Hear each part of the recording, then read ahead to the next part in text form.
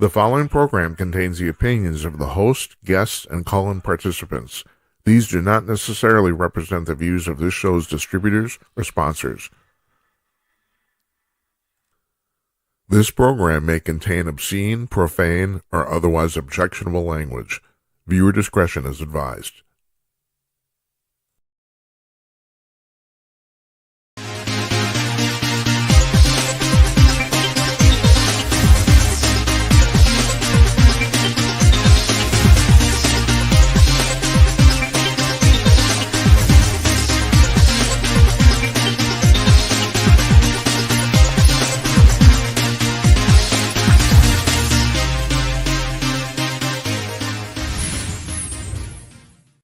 Hey, howdy ho, everybody. Coming to you cordless. It's Monday night, November 17th, 2025. It's 1 minute after 9 p.m. on the East Coast of the United States, a minute after 6 on the West Coast, and here where I'm sitting in Northeast Minneapolis, it's 8:01 Central Time. I am Jim Peters, and welcome to another edition of Jim Peters at Night. This is episode number 294, if you're keeping score at home, and you should, because someday there'll be a test. I have no idea when that's going to be. Hope you had a good weekend.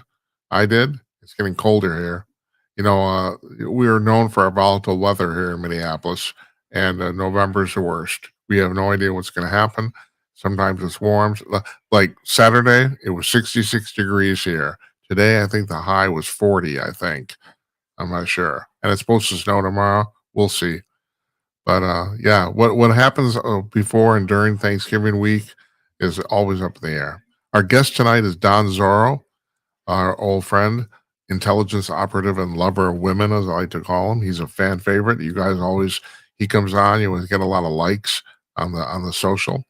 And he won't disappoint today because we taped this afternoon. We do that now. We pretty much now require all our guests to tape in the afternoon, mostly for technical reasons. We don't understand. I'm not going to waste your time if we can't, for some reason, if the picture doesn't work or the sound doesn't work. And this is happening more and more often. Excuse me. And I don't know if that's because the intertube is getting more complex. I don't know what's going on here. But we've noticed this. So we tape all it's still a live show. I'm sitting here. It's 8:03 right now, and I'm sitting here in Minneapolis talking to you. And of course, this gets archived, and who am I fooling? The vast majority of people watch this on demand and not live, but I don't care. I'm good. We do it either way. So Don is here, and then we got a Jim Castor part 2, something about Hitler's genes, or I don't know, and Sidney Sweeney's genes, and it goes on and on. So the usual crap, you know. So, but we got a full week here. Finally, we got a full week of shows, and we were all planned out. We know what's going on. I mean, it's taken us like a whole month to get to this point. I was sick. Kimberly was sick, and now we're finally kind of got the horse back on the track. We kind of tomorrow night. We got a double show tomorrow night. We got 2 guests. Michael Harrison is returning. He's the founding publisher of Talkers Magazine, the Bible of talk media in the United States, also a radio legend who invented the album-oriented rock format in the 1970s. He's going to be here. His band, he's a member of Gun Hill Road, which is the psychedelic rock band from the 1970s. And believe it or not, it's 50 years later, they're still running. They're still making albums. And they have a new single out. It's called Close My Ears. They have a very interesting niche right now. It's partly because of Michael's influence. They're used a lot as bumper music on talk radio stations, and they do a lot of issues-oriented music songs for that very reason. So they get, I know it sounds weird, they get played mostly on talk radio, but that's better than not getting played at all, and they get a lot of play on talk radio. So they have developed a very interesting niche for themselves. Michael has been on the show and via various previous incarnations of it, I think 7 or 8 times at this point. So he has been on it for a year, though, so we're looking forward to talking to him. And then our second guest tomorrow night is going to be Jarrett Knott, and he wrote 2 books they're both called a series, Tiny Blunders and Big Disasters. And this is, I love these books. I wanted to book this guy well before we got him on, and we've been trying for some time. These are books where small little things people did in history ended up having enormous consequences. So we're looking forward to talking to him. That should be a fun show. On Wednesday, Marcus Louth, his second appearance here. He's a UFO writer and researcher from the UK. He's the editor of UFOinsight.com. He writes for Mysterious Universe. He writes for The Debrief. He writes for all sorts of publications on the UFO phenomenon. We're going to be talking to him because, that's a big deal with me. I'm always interested to see what's going on there. And Thursday, our old friend Tim Conaway, the former executive editor of Hustler magazine, will regale us of stories of dealing with naked women. He will do that. Monday, now next week, that's Thanksgiving week, but we're going to do a show on Monday because I missed too many shows because I was sick. We're going to do a Monday show, so at least we'll only be gone a week. So on Monday, our guest is going to be Dr. Gilda Carl. She's been back. This is her second appearance on the show. She wrote a book called Real Men Don't Go Woke. And she's a fascinating woman. Love talking to her. I'm sure I will love it again. I want to thank Brittany Shears, hairstylist to the stars from Minneapolis, for giving me a great haircut on Saturday. Thank you. And yeah, I'm just kind of dragging today. I don't know what's going on. I'm having a hard. I mean, I don't know about you. I'm not good waking up anyway. There's some days where I don't wake up at all. I just can't get my crap together. Today's one of those days, but we power through it and we get it done. We got the interview done this afternoon, and we're doing it right now live in front of you. But now, next is in 12 seconds, you're going to see Don Zorro. Here is our Don Zorro. Here we go.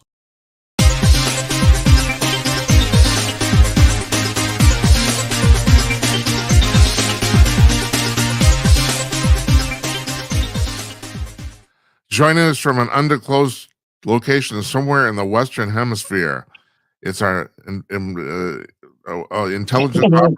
Blah, blah, blah, blah. I can't talk now. I wanted to make a great entrance. Hey, Jim, how are you?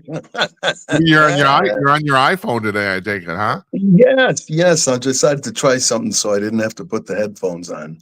Yeah. And I also, if I pass out in the middle of this, it's just because I'm trying something different with the mask and it's cutting off all the circulation to my face.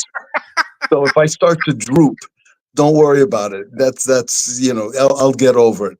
Okay. Just hit me like the side of a record player or something like that. We pointed record player. Record There's player. a word. There's a word people don't know. Record player. That's right. Vinyl sales of vinyl records are way up again. I don't know if you know that. Damn straight they are, because everybody is figuring out, just like in that movie with Nick Cage, The Rock, where he's explaining the difference between CDs and LPs to this young buck. He's first thing out of his mouth is, number one, they sound better. And he's right. It's a warmer sound. The CD quality is just, it's too harsh. Well, I have to tell you, Don, I had a very famous recording engineer explain to me a few years ago that although that's true, the reason is because of the way they transferred records years ago from vinyl to CD. They were mixed for vinyl and they weren't mixed for CD. So when they transferred them, the sound was harsh. That's what he explained to me. So if you actually mix for CD, you end up with a cool sound. But that said, though, most DJs and clubs still use vinyl records because the bass reproduces way better on vinyl than it is on CD. That's no doubt about that. So I know that's right. Like you need me lecturing you about that, but it's like that's what's going on. So how are you doing? Oh, so far so good. You were speaking of bass. You reminded me of something. There's a buddy of mine who's he's in the music business, as he has a friend who's a bass player. And this guy went to Germany on a tour. This is, by the way, this is a true story. I'm not making this one up. All right. And so this guy learned a certain amount of German, and as it always happens when somebody goes to a foreign country and they learn some of the language, they generally learn just enough to get into trouble. Yeah, of So course. this guy, he goes and he forgets to pack some black pants to go, for his performing outfit. Uh-huh. So he has to go shopping. So he finds this little shop and run by this old German woman, very old, in fact. And he, after she says, yeah, what do you want? In German, he says, haben Sie schwarze Herren Hoden? And the woman picks up a broom, starts screaming at him, and like beating him. He goes out the door, and he winds up going to the department store. And he gets the black pants, and so he goes to the job and he starts talking to another American, and he says, "Listen, I had this experience today. What the hell did I say?" And he says, "I said, well, what did you say?" He said, "I said, haben Sie schwarze Herren Hoden?" And he goes, no. He said, what did you want? Black pants? He says, yes. He says, well, you went in there and asked that lady for black testicles.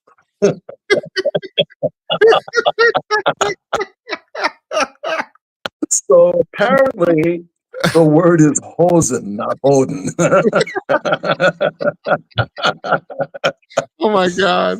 So I don't know. I guess Helga was just fresh out. I don't know. Oh, God. She was not happy. Oh my God. Yeah. Helga reminds me of Hogan's Heroes. Bob Kane actually ended up marrying one of those women who played the secretary. There were two of them. I can't remember which one. Smart man. They were cute. Yeah, he married, and then there was all those. So I don't know how I'm getting off on tangent here, but it's kind of most of the cast of Hogan's Heroes were actually refugees from the war. Werner Kempler was actually Jewish. And right. he took the job with the express. I think it was actually in his contract that the German he played would never end up winning any situation. Right. I actually got to know him. No, I didn't know that. I mean, I did. I actually got orchestra conductor. I know that. Yeah, I mean, I actually got to meet him. I mean, I can't talk about the circumstances under which I met him, but very interesting guy, very very funny guy as well. Yeah, seems like it. That's pretty cool. You've been around. It was. Yeah. I've been around. I've met a lot of interesting people. Apparently, his dad was a huge deal. Otto Klemperer. Right. His dad was a huge conductor back in the days of symphony orchestras and all that kind of music. Yeah. And so, yeah. So there you go. Yeah. So our friend Larry Newman is kind of bedridden. Now I've explained this on the show before. He's pretty big. He's kind of like one of the original gangsters here. That's right. Because he is a badass, he will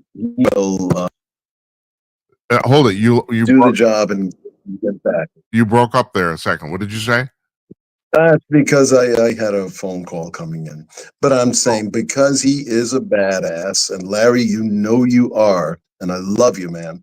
You are my brother from another mother, and you know that. You're going to come through. It'll take a little while, but you'll come through with good graces.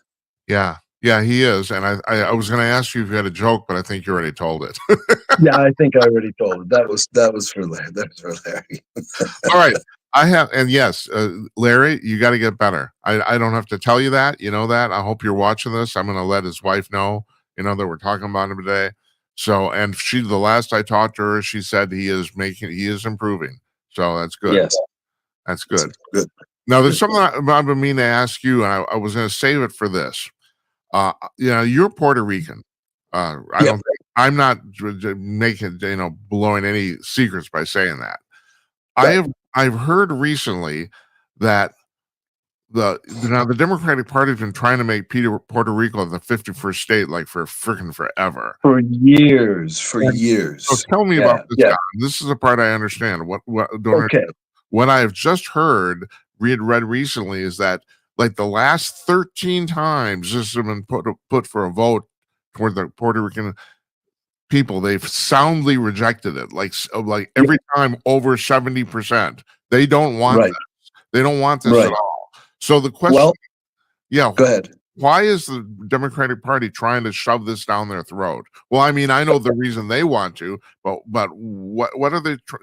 Aren't they just alienating these people? They're trying to wear the people down, because in the same way that they wore down New York City, and they finally got themselves a dandy little socialist, they figure it's just a matter of time. Look, when you look at your email, is there ever a day where you don't get these spam emails from these companies who are trying to get a hold of you to buy this? Is there ever a day when you don't pick up your phone and there isn't some politician that you have already said no to countless times that is still trying to get your $50 or whatever? And so the Democrat Party is doing exactly the same thing. They figure that if they just keep rolling the same dice, eventually the lucky seven is going to come up at the right time. And so they know that even though the Puerto Ricans have voted this way, that if they keep doing it, because the numbers of the people that have been voting against it are getting smaller and smaller and smaller, that all they'd have to do is just keep encouraging these kinds of plebiscites that the folks are going to vote in.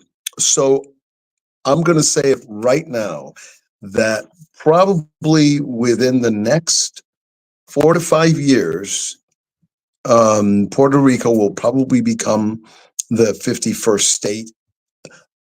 If I don't know who it is that has to provide. I don't know if it's something that Congress has to do, or the Senate here, or if they just do it by proxy, and get the Congress there to do it. I don't know what the process is like, other than they voting to say we want to be the next state. I don't know what the actual process is, but I'm going to predict now that within the next 4 to 5 years, they'll probably get a vote in Puerto Rico saying, by a preponderance. I don't know if there has to be a percentage, a large percentage, but by a preponderance, you're going to see that tip the other way, especially if Bad Bunny gets into the Super Bowl. Are you serious about that? Yes, I am. Yes, I'm dead serious. I'm dead serious. Now that Bad Bunny is going to be the Super Bowl entertainment, and because of his particular political stance, Puerto Ricans are very political, but they're political in the now they are political in the worst way. It's people who don't know a lot about the way things work here, and they vote very emotionally. Okay, they are very much mi patria kind of place, and if Bad Bunny makes some sort of really huge good showing at the Super Bowl, I promise you that's all it's going to take for the people there to want to decide they're going to be 51st state. They have everything to gain. This has all been a pride thing before, but they have everything to gain, because you think they're a welfare state now? Wait until they become an actual state. Yeah, that's okay. the issue. So I'm reading this article, and the guy writing this article said that people in the U.S. don't realize this, but for Puerto Rico, this would be a disaster, because culturally, Puerto Rico and America have nothing in common. Is that true? No, yes and no. I mean, culturally, yeah, there are ways that we look at life that only a certain segment of America might, but Puerto Rico has become so incredibly West Americanized. It's become very Americanized. People don't cook at home as much as they used to. All Uh-huh. those recipes and traditions, they've gone. And when I say they've gone, I mean I'm speaking just in large general terms. Of course you are. So the whole mi patria thing to me rings very, very shallow, because the things that are very important about being Puerto Rican, they don't, it just doesn't matter anymore. It just doesn't really seem to be to matter. What matters to them is when somebody accomplishes something, if they happen to be Puerto Rican, even if that thing they accomplish is not necessarily a good thing, but there's just like, he's Puerto Rican. Ah, okay, let's go. Uh-huh. You know, Yeah. and so it's discouraging to me. But I'm embarrassed to tell you this for somebody who spent most of his life in the entertainment business. When they announced this thing about Bad Bunny at the Super Bowl, not only have I never heard any of Bad Bunny's music, I'd actually never even heard of him. me This- either. oh, you Me had either. I'd never heard, but nope, nope. This is the first that I knew anything about him. And some people that I've talked to, some younger folks, they say, no, check him out. It's good. It's actually really good. But if you want to present a certain image, it's hard for me to get past that image in order that'll make me want to listen to your art, whatever it is, whether it's an instrumentalist or vocalist. So sorry, Jim, I'm in it's the all right. basement today and a little dusty, I guess, down here. But anyway, so, That reminds me. I was reading about my favorite columnist on Breitbart, John Nolte, who talks a lot about movies, and he kind of has a part-time gig reviewing them. And he mentioned today he wrote a column about the fact that the last 25 major motion pictures released by the Hollywood studios, all 25 of them have bombed, all of them. yeah. And he mentioned that the Variety and Hollywood Reporter do articles about this, and he says the problem they keep going around the problem is that these movies suck. Yeah. Yeah. I mean, it's either science fiction, stuff, superhero stuff, and I love that, but not everybody does, or it's some sort of really objectionable kind of comedy, or it's some gay themed morality play, or it's just stuff that nobody's real interested in. Right. Give me like a good solid story. Give me like a great detective story or something. Yeah, he brought up the thing about Sydney Sweeney in this movie, Christie. Now, first of Yeah. all, I had never heard of this woman. I mean, it's based on a real life story. I think last name is Christy Davis, if I'm right. She was a female mixed martial arts boxer, So he brought up the fact, well, first of all, you're taking Sydney Sweeney, one of the most sexually desirable women on the scene right now, and you're ugling her up because she plays a boxer who discovers during the course of her career that she's a lesbian, and then see what? Okay, right, no one cares. First of all, I don't know you. I never heard of this woman before, so I've never heard of her. And then the second thing, am I interested in a story about a woman who discovers she's a lesbian, especially if it's Sydney Sweeney and they're going to ugly her all up? No, I'm not. I want to see Sydney Sweeney's boobs. You see, I was interested in seeing the movie because I just the whole mixed martial arts kind of stuff, that part interests me. Yeah. But see, no, Hollywood couldn't leave it at that. They couldn't make have like you a seen the movie? Rocky.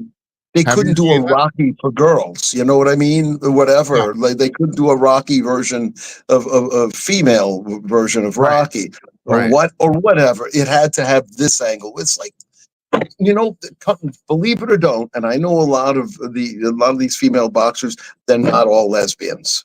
So why use this one as the representative? It's God. Don, have you seen the movie? Did you see it? No. And now I'm probably not going to see it. Oh, I hope I didn't dissuade you because I know you have an interest in martial arts. No, you did dissuade me. You're very dissuasive. Yeah, me and the facts, man. Yeah, yeah. So I thought Hey I'd Jim, hey, hang on. I yeah, want you to cut. I want you to cut here for just a second because I yeah. really got to go blow my nose. This is No, driving that's me fine. nuts. You go right ahead. You go I'll be right ahead. right back. I'm gonna fill. I don't know what I'm gonna do. Let me see. What should I fill here with? Oh, we can talk about that. Where are we going to talk about here in the next few minutes? We can talk about the Epstein files. I want to talk about SNAP. About the fact, here's an interesting statistic: 186,000 people in America are receiving SNAP benefits who are dead. What? Another 500,000 people are getting 2 checks, not 1 but 2. All right, that's fine. Okay, so I'm previewing here. I'm going to preview. So the CEO of Ford is looking to fill 5,000 mechanics jobs. Each one of them pays over 6 figures, and he can't find the people to do it. That's interesting. Uh, the Gulf Stream in the Gulf of America is on the verge of collapse, which might actually lead to an ice age. I did some previewing here about stuff I want to talk to you about. Okay. Okay, good. I Are blew my nose. you feeling a little better? Yes, I am. Thank you. Good. You got some water there too? I hope you do. No, no, no. I'm a tough bastard. Oh, okay. All right. Well, okay. So this is what I pulled here. I found this kind of interesting. What's her name? Brooke Rollins is trying to redo the SNAP program for the United States, and Okay. she says that 186,000 people who are getting SNAP benefits are also dead, and another 500,000 of them are getting 2 checks, not 1 but 2. Okay, so we have a new diet. Apparently.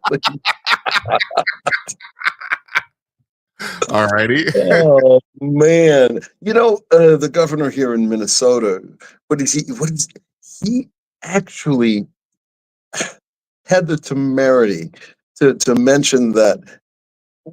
I'm trying to remember the number. I think I've got it right. But he was saying how 447,000 people are going to be denied this or that. And I'm saying, wait, stop. Are you telling me that in a state that has 6 million people, 6 million, that about 500,000 of them are on some sort of SNAP benefits? These people are going hungry in your state. That many people, if it were 44,000, okay, I can accept that as a number of people that are truly hungry, truly Yeah. hungry. But you're saying 10 times that number. All right, there's a different issue that you need to deal with as a leader, Mr. Governor. If that's the case, then someone's really not doing their job. Oh, the whole thing's rife with corruption, Don. I don't Oh, have to tell you that. absolutely, absolutely. And What was the you know, name of you know, that fraud thing? The something for food. What is it? Whatever it I was. think it was With called the Feed Our tamale. Future or something like that. Feed our future. That whole fraud thing. Unbelievable to me Yeah. that they're still on this horse. Yeah. I know. I know. But the problem is, like you said, there are a small number of people who are truly needy and will go hungry, but they're the minority of the people getting the money. And that's Exactly. the problem. So supposedly now, what Brooke Rollins was, they're going to start over. Everyone's going to have to reapply for their SNAP benefits because now Okay. they're going to vet people. All So right. I So guess maybe I'll get my 44,000 instead. yeah, maybe you will. And Yeah. yeah, and your check. Yeah. Yes. Yes. Finally. Hey Don, what do you think of this whole thing with the Epstein files? Now this is getting kind of goofy and I ridiculous. have just hated this thing from the beginning. Okay, the guy was a pig, but he was a pig that had friends at first. And the lists of the folks that have been down there for whatever those parties were about initially, I think they were just all ways of him feeding his own ego by inviting all these famous people and making it an event that was so big that they didn't want to miss it. So he got everybody to go down there, including Trump, including Whoopi Goldberg, including Demi Moore. It was like a place to be. It was the Club 54 I'm not even going to say of perversion. It was just an excuse to get out of Dodge and go someplace and have fun in the where the hell did they go? Was it in the Caribbean somewhere? Is Yeah, that it's what in it the was? Caribbean somewhere. Yeah, I can't Yeah, remember. so somewhere in the Caribbean, and I can see that because celebrities love to be around each other because they're the other ones they're the only ones that'll you know be able to they'll be able to relate to because God knows they don't relate to us Yeah, as just normal human beings. So they want to be around each other and they want to be served all this stuff and they want the fancy food. They want to take pictures with all the other people. And now that's one aspect of it.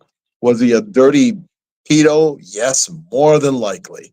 And he got this hot Ghislaine Maxwell to kind of be his little procurer. So she's scum, right? So if you have that many people operating at once, you're going to have a certain level of scum. yeah. And he was it, but it doesn't mean that everybody else involved that was just there for the good time that wasn't involved in that crap. This is other room kind of stuff. It's like there was that room now. Uh-huh. The question everybody asks is, well, did the people that go, did they know what was going on in the other room? Or were they really, you know, uh, not aware of the other stuff? I think that more than likely the vast majority of them were not aware of what was going on because I have to believe that Epstein was smart enough to keep that stuff. Why would he want people to know? Why? Well, There's there's no reason. the alternate theory, Don, and that is that he was actually involved with some psyop somewhere with either the CIA or Mossad, and he was actually blackmailing these people. You No, buy any of that? no. Okay. In general, most conspiracy stuff, I just don't buy. Just surely because of sheerly because of the number of people that you would need to hush up to be to Yeah. be quiet about this. It's just too difficult. This would have been exposed decades ago, had that been the case. So no, I don't believe any of that stuff. People who want to believe it, fine. I don't. There's a part of this I do believe because I think it's kind of expedient, and that is that supposedly Bill Clinton made 26 trips down there, but from what I understand, he wasn't going down there for the girls. He was actually chasing Ghislaine Maxwell's ass personally. It's like they were hooking up. He was hooking I up with her. so I I can believe see that that. totally. Right. Look, she's cute. Yeah, she is. I don't care. I mean, And Epstein may be a lot of things, but he's got good taste. right. So Yeah, I know. he's And the thing is, I don't know why I think this, but just because I think on some level I can relate to Clinton, I don't think he's interested in underage women either. I don't think he is. You know, no, no, I mean no. I just yeah. the dirty little secret about being a man is that not all guys like that sort of stuff. So Right, you know, right, I don't know. right. I don't know. He never struck me as the type of guy who'd like that. So I can see totally they'd be chasing after her. You know. Yeah. That makes more sense than anything in the world. I could see that now. Well, How he explains this to Hillary, don't ask me. no, I that mean, honestly, oh, yeah, I think I'm going to go down there to the islands again. And why? Why do you have to go again? Well, the cigars that they get, you can only get them in down the island. And why do you need so many cigars? I mean, I'll leave him to explain all that stuff. But I just read just yesterday that supposedly JFK, before he banned the embargo on Cuba, just before that, he personally ordered 12,000 Cuban cigars. 12,000. you see, these guys are smarter than we give them credit for. I mean, I would have done the same thing. Well, we got to close up the Cuba, but before we do, I need you to make a couple of phone calls, Bobby. That's right. He smoked like 5 a day. I didn't know that. It's like he was like, Damn. yeah, he was a really, really passionate cigar smoker. But you never see any photos. You never see any photos. No, with that's cigars. true. He didn't So want anyone to know what he's smoking. He didn't want it. okay, all right, fine. One more thing on the story, which I found really interesting. So I've had a guy on my show a couple of times named Nils Gravelius. He's a private investigator in Los Angeles, a really, really interesting man. And he said, I was talking to him about this. He says he has a theory about this thing about Epstein killing himself. People say, well, no, he was murdered. He was murdered. And Regale says, no, it was assisted suicide. In other words, now this is actually true. I don't know if you know this. About 3-4 days before he was found dead, they pulled his cellmate out of that cell, and his cellmate was a serial killer. And he thinks that the powers that be went to his cellmate and said, well, tell Jeffrey this, and that is, if he doesn't kill himself by such and such a date, we're going to do it for him, and it's going to be way, way more unpleasant. Okay, you see, now that's the kind of conspiracy theory that I like. Right, It makes sense. Right, it Total does make sense, sense. and you can see everything is there for it to happen, as opposed to most conspiracies where people have to invent things out of whole cloth to make it go. But that's a good one. I'm going to repeat that one. That's what I thought too. I thought that's brilliant, absolutely brilliant. Because you're absolutely right. I mean, the cameras failed, everybody fell asleep, la di da di da. So, but he actually did kill himself, so they can actually say, no, we didn't murder him. Yeah, I see. I believe in the incompetence of people that work, in these jails. I just have a great belief in the fact that there is so much incompetence in so many avenues of our daily life that for all of these things to have happened, you got me. I totally believe them. So speaking of incompetence, then there's this thing now that's come out just today. And our friend David Strom at Hot Air wrote about this, about Thomas Crooks, the guy who shot at Trump, Boulder, Pennsylvania. It turns very little has been known about this guy up to this point, but it turns out he did have a social media footprint, and it was pretty weird. I don't know if you've heard about this or. No, I don't. I kind of lost interest in that because there was so little that was coming out that I just got tired of doing any digging. So they found out a little bit more about his social media presence. Yes, they have, and he was basically, as you might imagine, a very confused, messed up individual. He apparently had some transgender issues. He did. There's a surprise. Yeah. Isn't this unbelievable? There's so few transgender people in the populace, and they seem to be responsible for like half of these murders, these killings. Let me tell you a secret. Yeah, okay. They're fucking crazy. They are nuts. This is how crazy they are. Now, this one's going to really throw you for a loop. These are men that dress up in women's clothes in public. Oh, swear to God, that's what they do. Oh God. I'm going down the conspiracy rabbit hole all the time, and it occurred to me that maybe this guy was recruited by somebody. I don't know. He's the type of person that would, it's like, you can be famous and do your country a great favor if you try to kill this Trump guy, but I don't know if they haven't found anything like that, but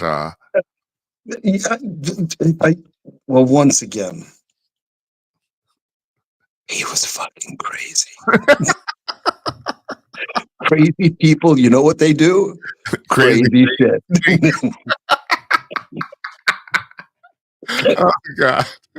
Oh my God. I know there's a reason I bring you on, Don. I know there is. That my rapier is about cutting for quality. I cut through. It's about clarity. Mm-hmm. Well, okay, so I'm moving on here. Here's another thing. The CEO of Ford, Jim Farley, and I don't know if you know this. He was Chris Farley's cousin. I don't know if you know that. Oh no, I didn't know that. He was, yeah. So he says that in Dearborn at the Ford plants, they have an openings for 5,000 car mechanics, and each one of these jobs pays over 6 figures, and they can't fill them because they can't find enough skilled people to do it. Okay, that's insane. I mean, even Zorro doesn't have an explanation for that. Other than this is what happens when you don't have a shop in schools anymore. This Yeah. is what happens when you don't develop an interest in young people, young men, young women, I don't care, in what makes things go. This is the Uh-huh. problem. Everybody, okay, so we're on this smartphone. Jim, you can do unbelievable things on this smartphone. You don't have to be a computer tech or anything. Take something as simple as just being on an old rotary phone. Okay. You can go zit, zit, zit, zit, or you can go ding, ding, ding, ding, and you're suddenly talking to somebody on the other side of the world. Gone are the days where we are so involved in the stuff that we use that where the technology is just going up and up and up and up and up. It's past the point where we can figure it out anyway.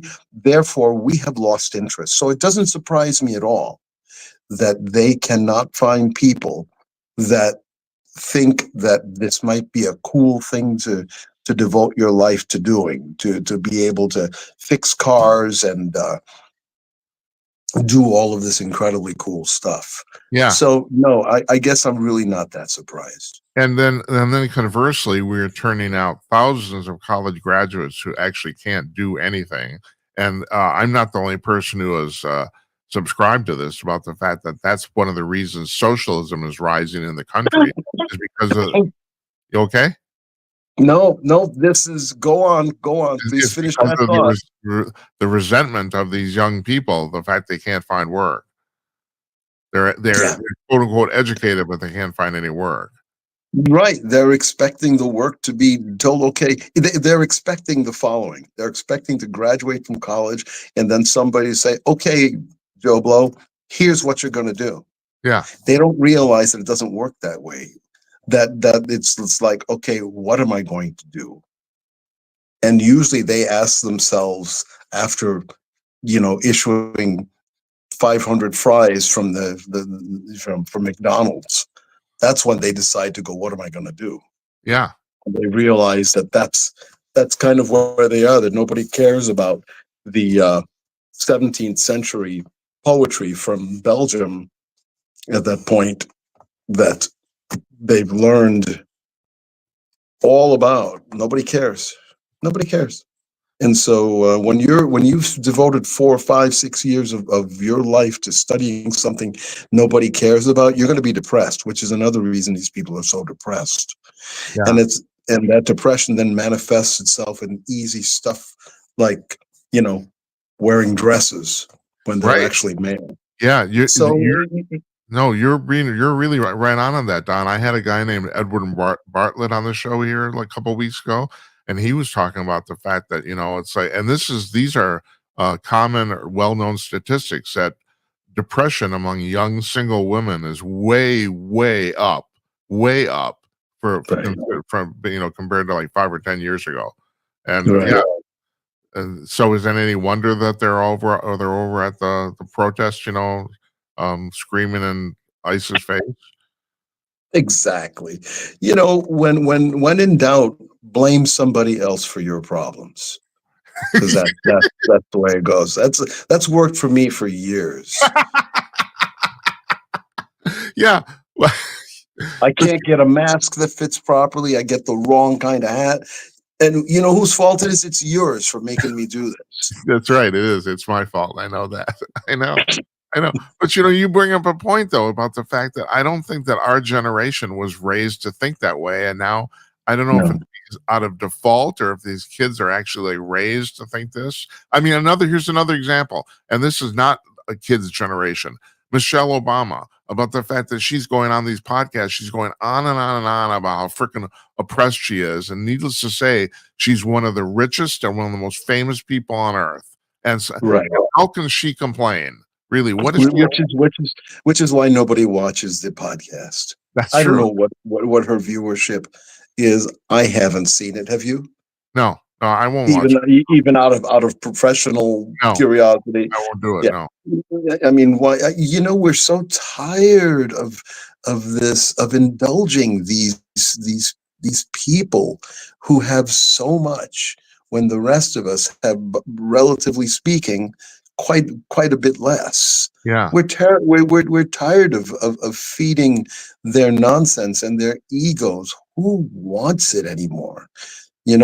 So just give me the opportunity to make a decent living, or to retire in some kind of peace. I want peaceful coexistence. And if you want peace, well, you're sure as hell not going to hang with these folks, because they're just going to take you right along with them.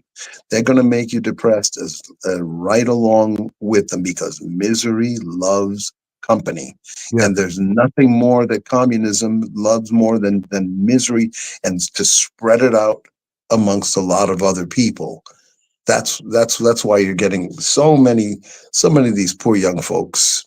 They don't realize they won't listen to us, and so we just say, well, all right, good luck. You were Good talking luck. about before about like Puerto Rico, and you actually mentioned just offhand. I was gonna bring that up about the fact that that they dragged New York City into this, but they didn't really drag it. I mean, this guy, he got a lot of votes. I mean, there's a lot of people, and mostly people under 30 in New York City. Because they're broke and they're tired of paying rent.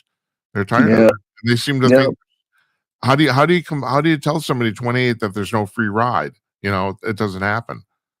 No, not by that point. If you don't get them when they're young, then that, yeah, I think you're stuck with a bunch of people that eventually have to figure it out, and they're going to go through about 10 years worth of misery, I'm afraid. Whether it's during this guy's administration, which of course he will get voted twice. This. He's got this, and if he got this one, if he got this first one, he's going to get a second term. Yeah. And it'll only be after that they'll start looking for something else, and it's going to be a very bad time, and then the sun will come out tomorrow. I've never asked you point blank. You're a native New Yorker. How much damage do you think he's going to do? You think he can do a lot of this stuff or not? Well, he's not going to be able to do a lot of the things that he wants, but that's the issue. See, is that he's not going to be able to do it, and so people are going to get angry. So the crime and all that stuff is going to be very bad. These people acting out in a social way, acting out, that's going to be very unpleasant. I'm not looking forward to going to New York anytime soon. Just the city of my birth and all that stuff, but no, I really don't have any interest in going there. Yeah. So it's just going to have to sit there mired in its own cod swallop. What the hell is cod swallop anyway? I have the feeling that he's not going to be able to do much of anything. Well, first of all, I don't think he's personally capable of it. I mean, very few people are good at manipulating the government bureaucracy, and he doesn't seem to have any talent for doing anything other than. Well, it's interesting. He ran a good campaign. Trump's talking to him. Yeah, he's going to get together with Trump. I don't know what the hell they're going to talk about. I mean, Trump has a vested interest in seeing that New York maintains itself, because he's got a lot of property there, and he's got the tower, and he's got all this other stuff. So he doesn't want to see the city fail, because if it fails, then he's going to fail financially, or segments of what he's doing right now is going to fail financially. So have you been there recently, like in the last 3-4 years? No, I haven't either. No, but I've heard it's gotten really bad. I mean, it's like there's feces all over the sidewalks, and people, and a lot of the restaurants have closed. The worst thing that I hear is that you cannot get away from the pot smell.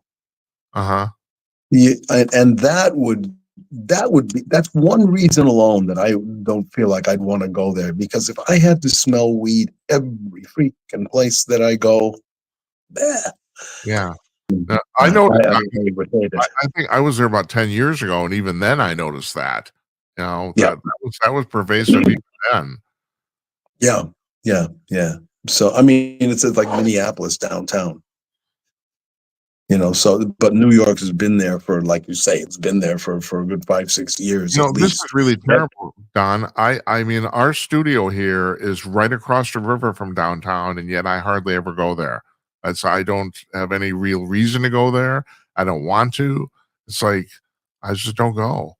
That's where I made my living, and I haven't been. I lie. I have been downtown recently. It was during kind of off times, and I didn't have more than a block to go. But even then, I could smell the weed. It's just like life's too short. I don't know. I don't feel like dealing with stuff that I don't have to deal with. Yeah. Well, you're right. Yeah. You're right. Have you heard about this thing about there's this climate summit in Brazil? Have you heard about this? I don't know, but it does sound like the beginning of a joke, doesn't it? The climate summit in Brazil. It does. Everybody went there and got a suntan, and the next day it snowed. And Well, here's the joke, and I'm not kidding about this. So it's a climate change summit. They tore down 100,000 trees, a whole swath of this rainforest to make room for all the cars and planes that people brought to the. So now, and that, yeah. And so what happened was that the indigenous people of this forest, they got pissed off, and so they came to town. I can't remember what town this is in Brazil, and they're protesting because they cut down their rainforest. And yet, the whole thing's it's like you couldn't come up with a bigger comedy of errors. I mean, what are these people thinking? It's unbelievable. but see, this is what Brazil has been doing for the longest time. If anybody's surprised by the, I mean, really, why would you hold the sun? Well, I guess now that I think of it, it's kind of an ideal place to show the absurdity of it all. That's probably. I don't know if that's the reason they did it. That's just kind of the irony behind the way things work. It's kind of like, why don't they just go ahead and elect Greta Thunberg president and just call it a day already? Because that's kind of where we are as far as any kind of mentality, and any ability to think logically, and with. I guess if they ever decided to think about everything, every sentence would end with like, wait, what the hell? Did you actually just suggest this? There is no logic to this at all. None. No. I mean, I've got one of my things, one of the few things on my high horse here on the show is like I've been going on about the fact there's no scientific basis for human caused climate change. There isn't. Now the world's warming up, but humans don't have anything to do with it. What did I say earlier? This is, you're always looking for someone to blame. Yeah. When stuff happens. Have you been checking out the eruptions at Kilauea recently? No, I don't actually know what you're talking about. God, the since the summer, Kilauea has just been going crazy. You know what comes out of volcanoes when they erupt and they have booms that are like 1,000 feet in the air? You get a hell of a lot of smoke, and then also, we had these beautiful aurora borealis things. You know what caused a lot of that, right? Solar flares. Yeah. What else? You know what else solar flares cause? They cause warming. Yeah. So we're gonna see warm, and people are gonna continue to blame it on my car. That's right. So, that's right. No, that's exactly what's going to happen. Then that's exactly what the problem is. The problem is the sun. Do you want to know why? Do you want to know why? They do that. They're fucking crazy.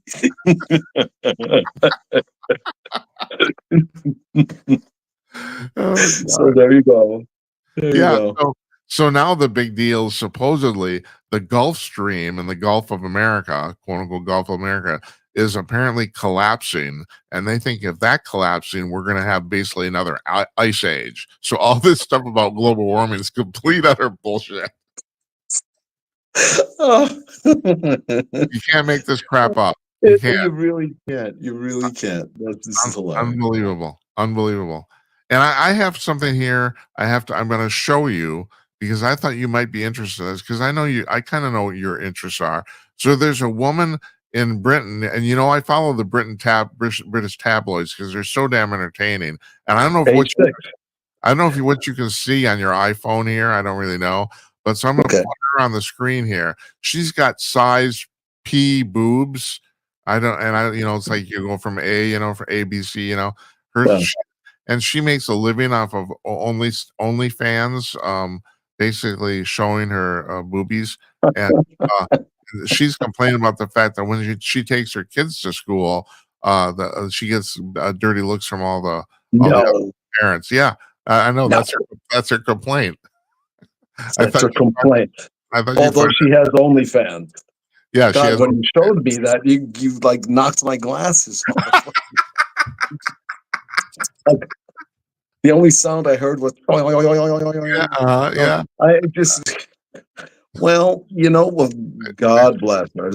What can I say? She's been gifted beyond the imagination, and those are real, huh?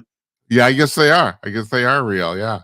Oh, you guess they are. Well, Yeah, I don't. I thought you were an investigative journalist. What No, exactly are you going I to am do not a to try to journalist. Don, you know, find out? I'm not a journalist, man. Get well. Well, can you make me one? I'd like to find out. You need to get up close and personal for that. Huh. Good. I'll just need to see a run. That's all, and I would be able to tell you. Yeah. Yeah. Hey, Don, it's always great talking to you. You know that. Yeah, I ditto, love you. ditto. I have a lot of fun with this. And Larry, this is your final warning. You get well, buddy. We love you. That's true. That's true, Larry. You do. You do.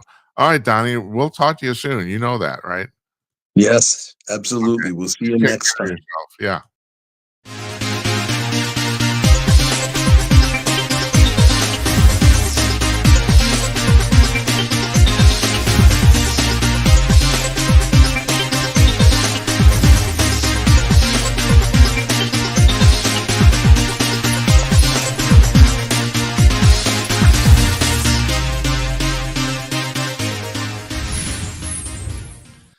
Our thanks to Don Zorro there.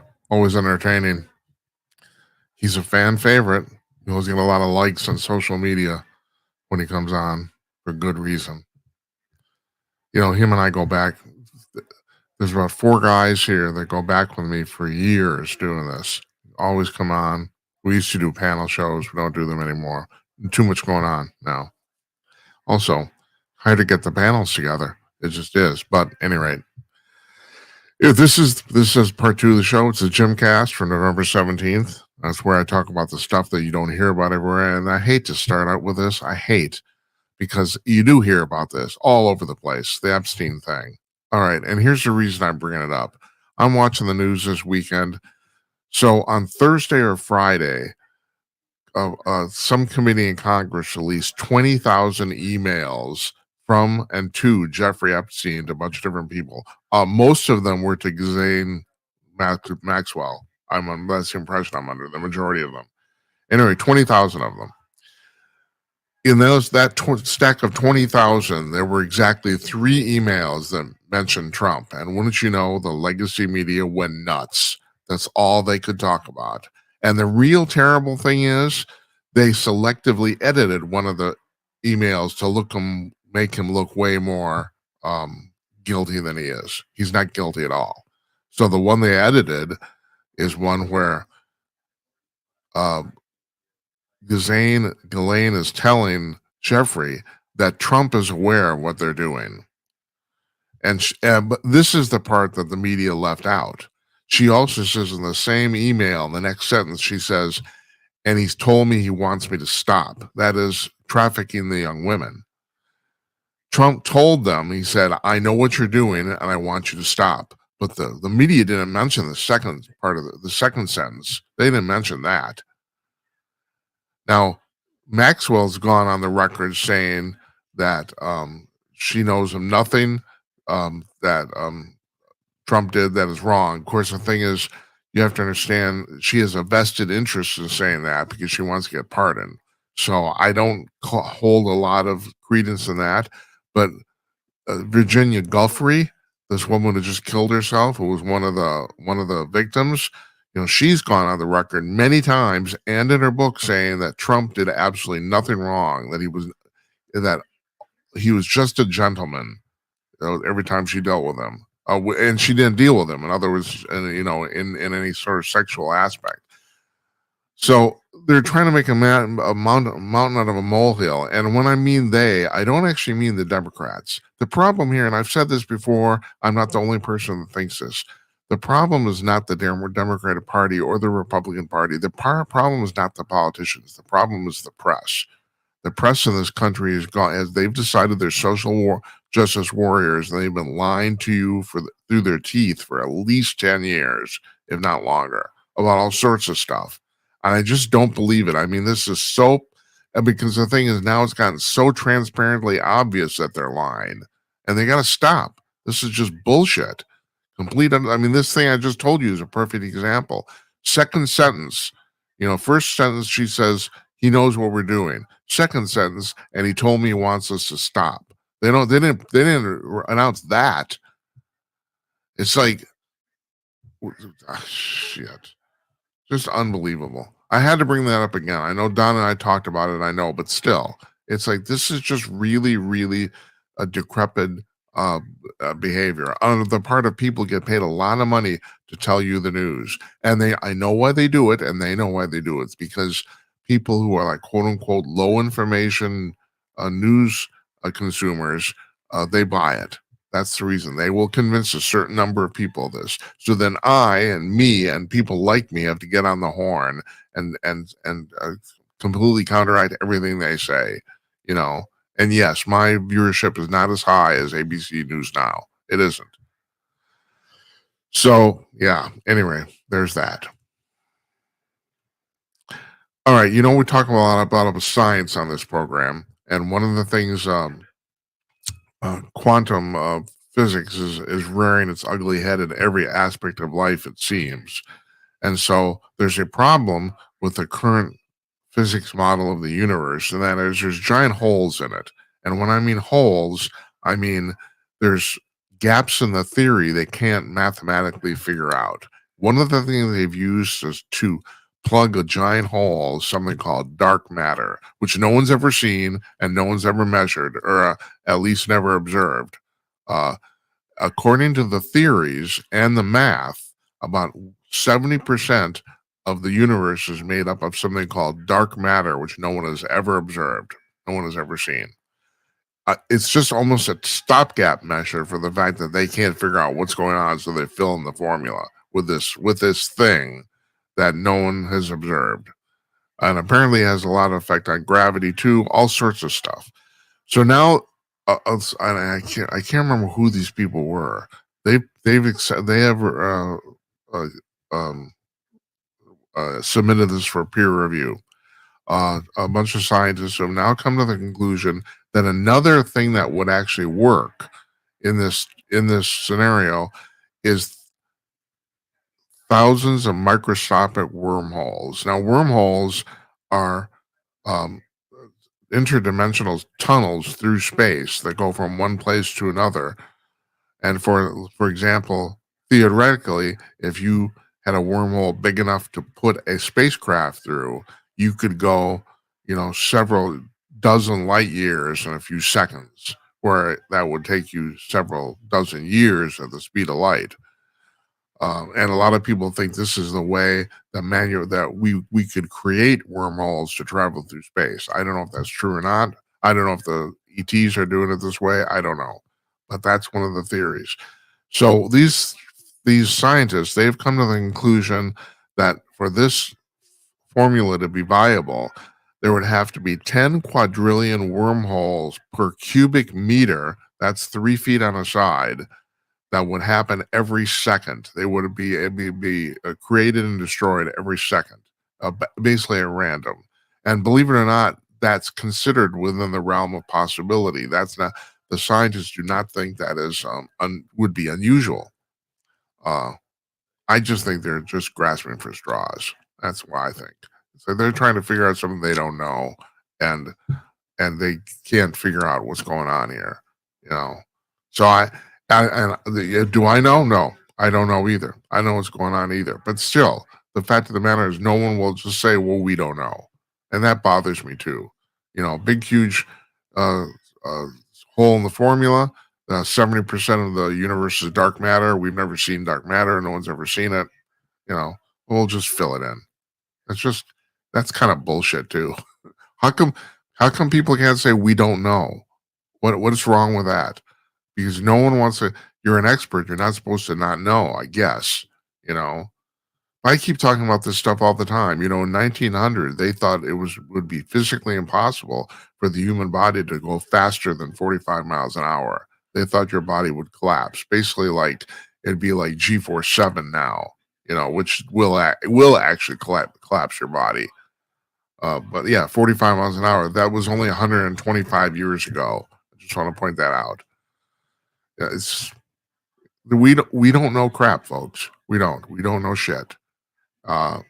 This is, and you know, people don't. Well, you know, how come those ETs? How are they traveling faster than the speed of light? Well, we don't know, but they do. They are.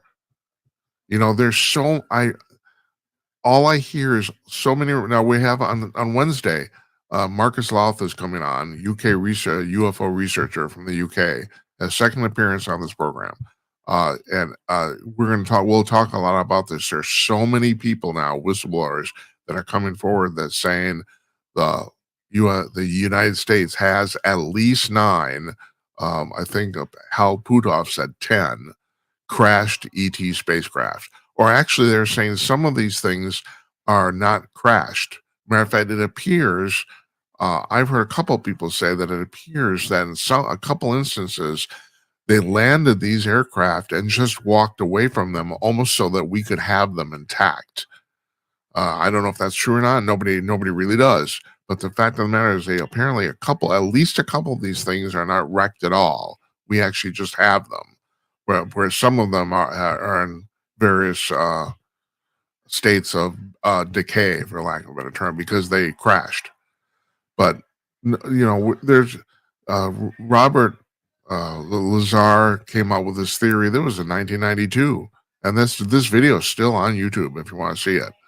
Of how these things actually fly, because he said he was hired by the Defense Department to figure it out, and he says he did more or less figure it out, revolving something called element 115, which we now know is moscovium, but in 1992 it had not been discovered yet, and gravity waves, and that he says he knows how it works. But the other thing is too, and you have to understand this, and it's important to me that people understand this. We're dealing with countless different civilizations, and every single one of them is at a different stage of development.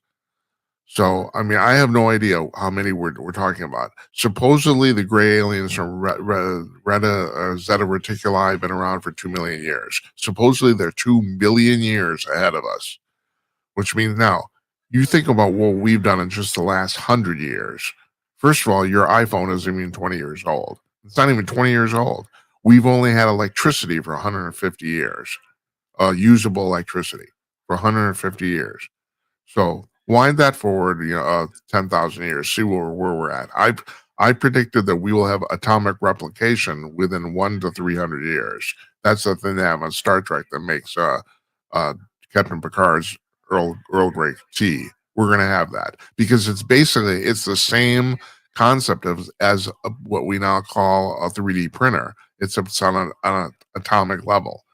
The other thing you have to understand is if we have that, it will scarcity will become a thing of the past. Anything you want, you'll be able to have. Gold, we can make it out of dirt, basically. So yeah, how did I get started on that about this thing about dark matter? Yeah, we don't know crap. We don't know anything. I'll tell you what we do know though. Here's a fact, and this is a fact. The summer box office at the movies in the United States was the worst it's been in 44 years since 1981. And John Nolte reported this in Breitbart this morning. Of the last 25 major motion pictures, or I don't know if the pictures are major, but the motion pictures released by major studios, every one of the last 25 is bombed. Every single one of them. And he brings this up, and it's really true. They're looking for all sorts of excuses. They're still talking about the pandemic. The movie stores just saying, well, we haven't got people back to the theaters, blah, blah, blah. Every single one of these movies suck. That's the reason people are going to go see them. And he uses a perfect example, this movie called Christie, and I think the actual real life woman's name was Christy Davis, that Sydney Sweeney portrayed. This is a female mixed martial arts boxer who, in the course of her career, figures out she's a lesbian. And so for this movie, they made Sydney Sweeney fat and pudgy. And who wants to see that? Why are you, if you're a man, why are you going to the movies? Why are you going? Because you want to see Sydney Sweeney, and she's freaking beautiful, and you want to see it. And so they made her fat and ugly, and on top of that, a lesbian too.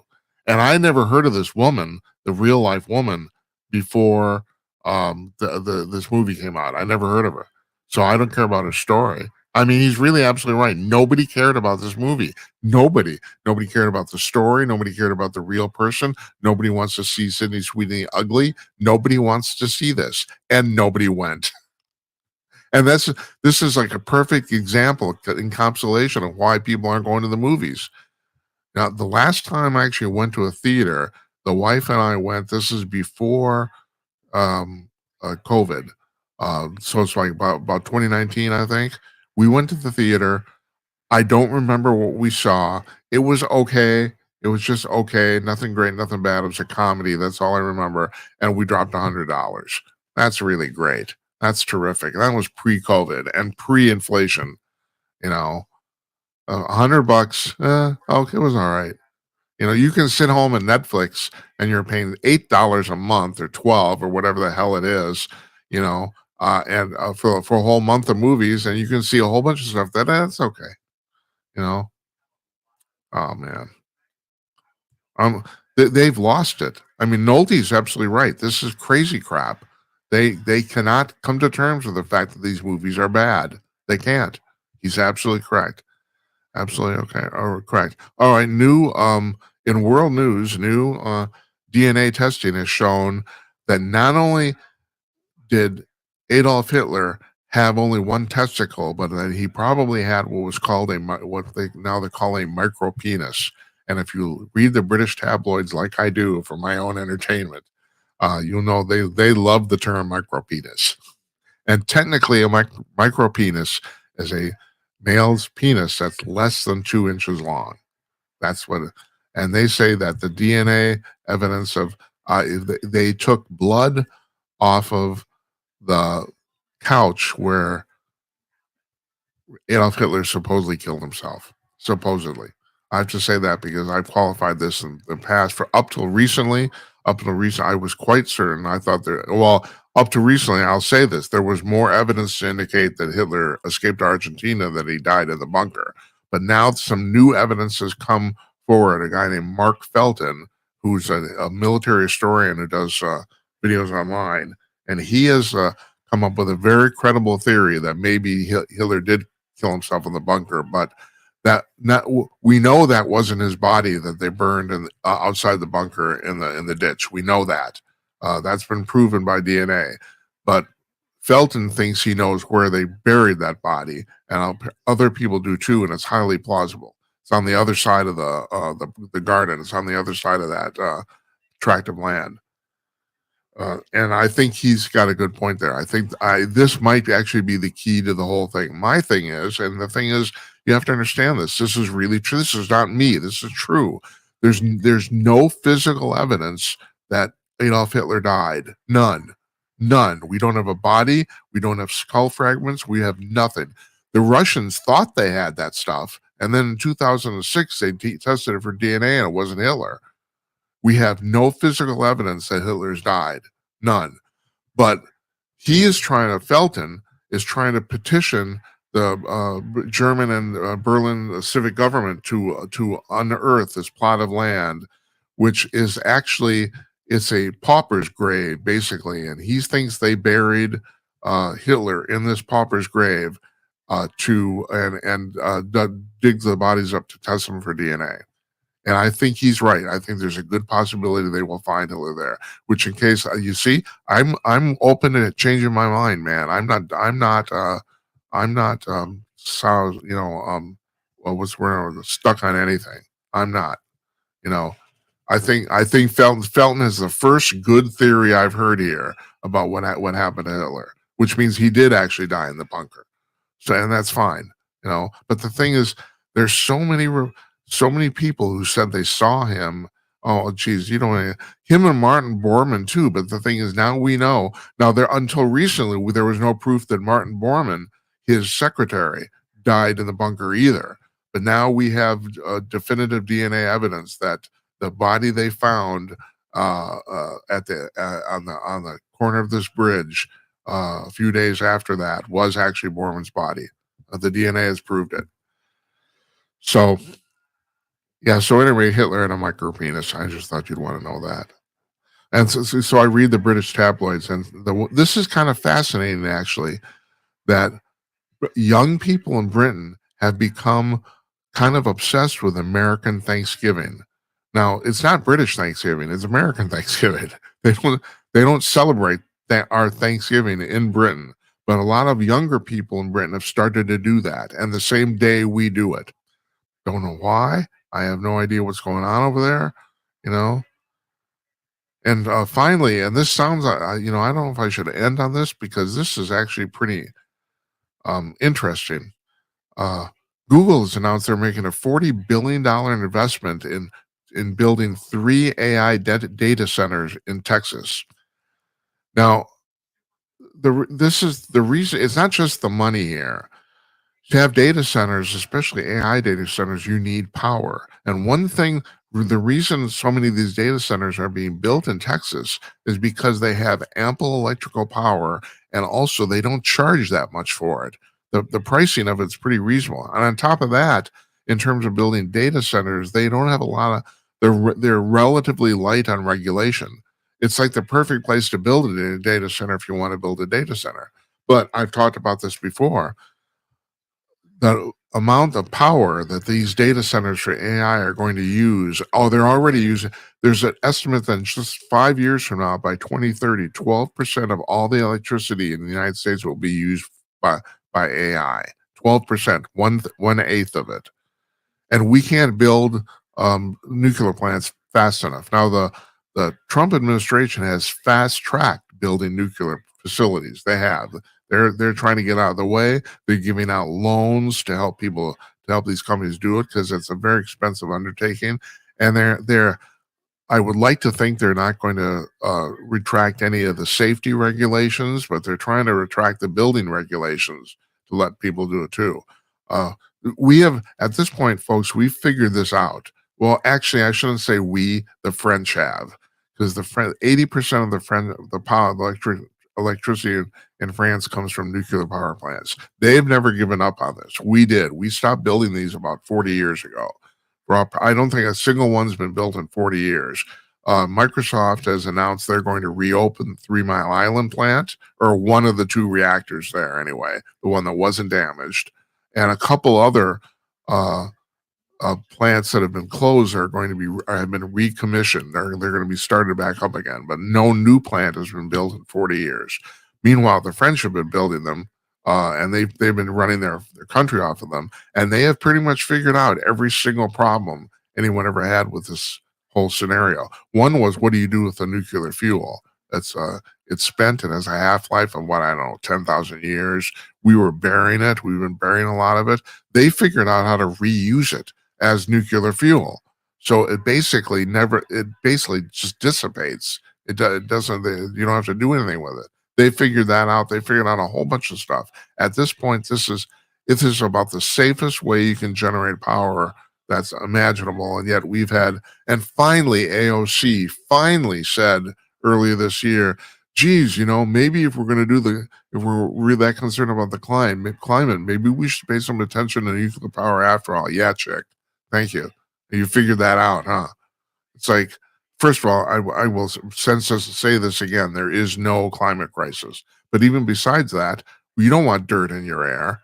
The thing with fossil fuels isn't that it's going to uh, collapse society. It's dirty. That's the problem with it. It's like, who wants dirt? Who wants dirt in your air? Now we have to phase this stuff out. I mean, seriously, it's primitive. We're burning coal and oil to make electricity. That's kind of ridiculous. But right now, it's the best thing we've got, other than nuclear power, and that's the point. That's my very point. You know, there's only thing better than coal has an enormous amount of energy in it for what it is. It's a dirty, filthy rock product. It is, but it gets the job done quite well, actually, quite efficiently, but not as efficient as nuclear power. So the thing is, we're going to need electricity up the wazoo. This is going to be unbelievable. And the thing, and I was thinking about this today. What we got going on here right now, I'm bringing this all full circle to the whole quantum computing thing. It's sheer brute force. It's like the data centers we're building, the chips we're using more of them. They're faster, they're bigger. We're building bigger data centers, all to run AI, which is basically a friend of mine calls it advanced computing. He says there's nothing going on here that's unusual except that we've just brought everything up a notch, and he's right. It's sheer brute force. We figured out how to do this, so now we're stepping it up. You know, so and I have no problem with that at all. Except, we should have talked to Don about that, about the fact that there's, my prediction is that AI is going to eliminate quite a few jobs in the short term, at least, maybe permanently, because this is the first technology that actually does replace people. People said, well, in the past, you had technology that was replacing jobs. Classic example, ATMs. ATMs replace bank tellers, but then you need people to repair the ATM. So the jobs change, but the number of people involved is roughly the same. AI is the first technology ever that's actually going to actually replace people. You're going to have an AI robot in your factory that's hauling stuff around and adjusting equipment and doing all sorts of crap, and that robot replaces a person. And that robot does not need a vacation, does not need a break, it doesn't need to eat, and it doesn't need to get paid. So we're in for interesting times. And that's my story, and I'm sticking to it. So I want to thank Don Zorrro again for joining us. Now, we have a whole week planned out here. Believe it or not, first time in about a month that we're finally ahead of schedule.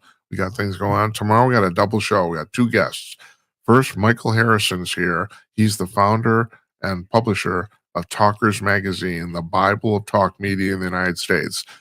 He's been on the show with you. There's various incarnations of the show I've done for the last 5 years. He's been on at least 7 or 8 times. And he's coming on because his band, Gun Hill Road, that's a psychedelic rock band from the 1950s. They're still running. They're still making albums. 50 years later, they have a new song out called Close My Ears, and we're going to play the music video, and he's going to talk about it. He's coming on by phone. Won't be video, but still, we're having him on. And then Jarrett Knott is going to be here. This is a guy I've been trying to get on for quite a while. Matter of fact, we had him scheduled a couple months ago, and something fell through. We had to change it. He's written 2 books, a series called Tiny Blunders, Big Disasters. And how this works is that his books are about little things in history that had enormous consequences. And here's one of my favorite examples, which I'm sure we'll talk to him about the fact that the guys who broke into the Watergate for the Republican National Committee to break into the office of the Democrat National Committee in 1972 for the Nixon campaign, they got caught because of a piece of tape they put over the lock on the door. That's the reason they got caught. So you take that little piece of tape out, and we probably wouldn't be talking about this. They would never have gotten caught. And also there's a whole bunch of ramifications regarding the conspiracy theories regarding that too, because there's a lot of people who think they wanted to get caught, but a tiny little piece of tape, and a guy named Frank Wills, the security guard, noticed it, and he called the police. And there you have history in motion. That's just one example. He's written 2 books about stuff like this. So I'm looking forward to talking to him about a whole bunch of these examples. It'll be interesting. As I said, on Wednesday, Marcus Louth from the UK, he'll be dialing in, UFO researcher and author. Excuse me, I got my nose itches. I got an itchy nose. Itchy nose. Just a man amusing myself. Just excuse me. But we'll be talking to him about with all the latest going on in the UFO sphere. And on Thursday, Tim Conaway, our old friend, former executive editor of Hustler magazine, he will be here. Next Monday, we are doing a show on Monday only next week. And that's because, that's Thanksgiving week, but I've missed too many shows because I was ill. So we're going to do Monday, and then we'll come back. So we'll only be gone a week. Dr. Gilda Carl is going to be here. Her second appearance of the show. She wrote the book "Real Men Don't Go Woke." Delightful woman. We'll have a great talk with her. Kind of a good way to add to lead into the holiday there. And then we're taking the rest of next week off for the holidays. I want to thank Brittany for once again for giving me a fantastic haircut. That's Brittany Shears of Minneapolis. Hairstylist to the stars, I call her. And I want to thank you for watching. Can't do it without you, man. Really appreciate it very, very much. Good night, Uncle Donnie, wherever you are. And good night to you, wherever you may be. We'll see you tomorrow night, folks. Michael Harrison and Jared Knott. Take care.